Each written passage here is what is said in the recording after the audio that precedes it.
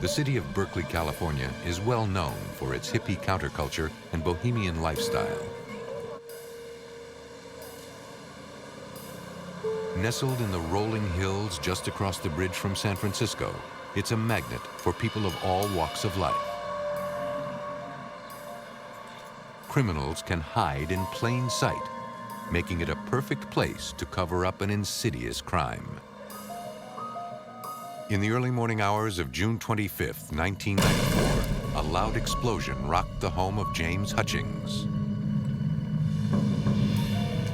It was 4 in the morning, and his next-door neighbor Virginia Bailey's house was on fire. He rushed to call the fire department, but took consolation in the knowledge that Bailey was out of town. Yeah, there's a fire. My neighbor's house is on fire. Yes, 2912. Do you know who lives there? Virginia Bailey? Is she at home right now? She's out of town. Okay, we're sending the fire department. We're on the way. Thank you. Dispatchers immediately dispatched the Berkeley Fire Department to the scene.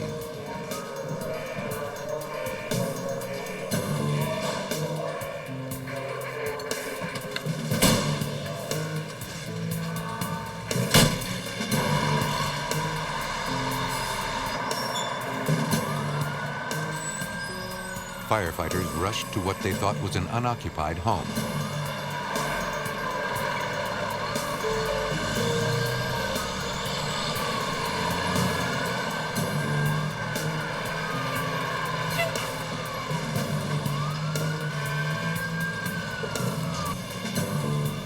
When they arrived, shooting flames were visible through the window.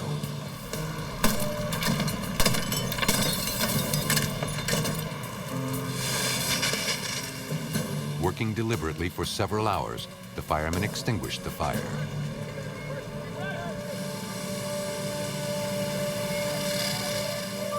Firefighters entered the house to make sure the fire was out.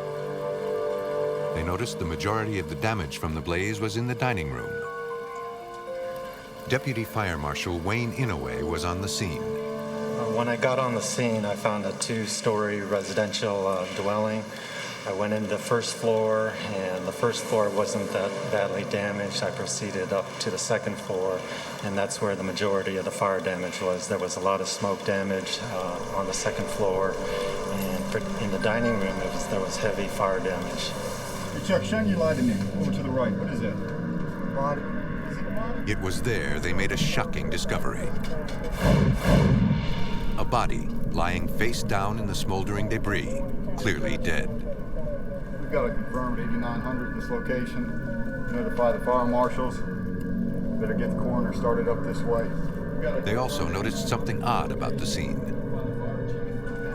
The room was virtually without furniture, and the body was found 6 feet from the fireplace. When firefighters discover a body, they are required to notify the coroner's office.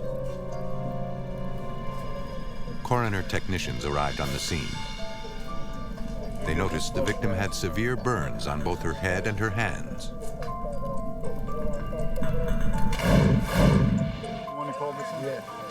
James Hutchings was shocked to learn that his neighbor might have perished in the fire. I heard a huge explosion. Heard an explosion? He knew Virginia was supposed to be in Salt Lake City for a wedding. And if she were home, he wondered why her car was not in the driveway. When you looked out the window, did you see anybody out there? No. Anybody running from the house? Nope, just flames. How about Flames flames? and lots of smoke. With what they learned from the neighbor, investigators now turned to science to piece together the events that led to a tragic outcome.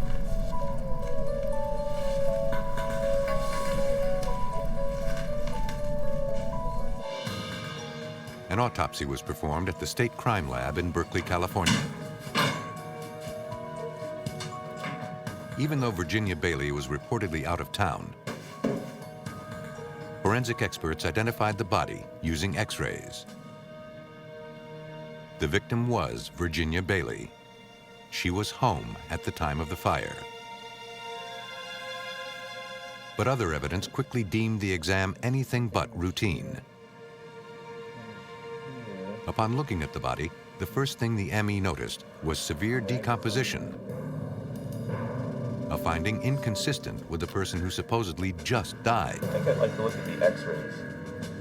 We're going to do, we're going to sub right here. Even more telling were maggots found in the chest cavity and on the clothing of the corpse.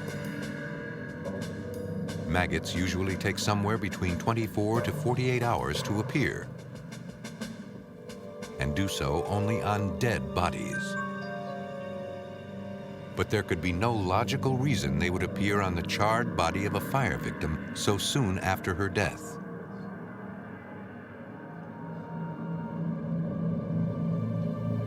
Dr. Paul Herman of the coroner's office reviewed the autopsy results and examined the photographs.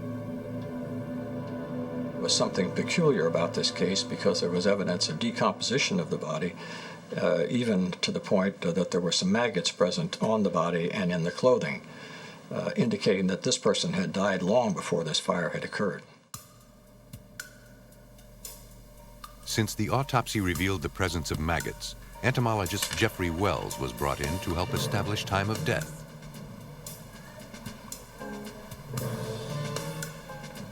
Due to their size, he was able to determine that Bailey died at least 3 days before she appeared to be killed in the fire. If you estimate the age of a maggot found on a body, this gives you a pretty good minimum time since death. The reason for this is flies almost never deposit their eggs or larvae on a live person. Almost always the person must be dead when that happens. If I can estimate the age of a maggot, that gives me a minimum time since death. For example, if I pluck a maggot off of a corpse, and I am pretty sure that it is 3 days old, almost certainly that person has been dead for at least 3 days. Dr. Wells definitively concluded that Virginia Bailey didn't die in the fire.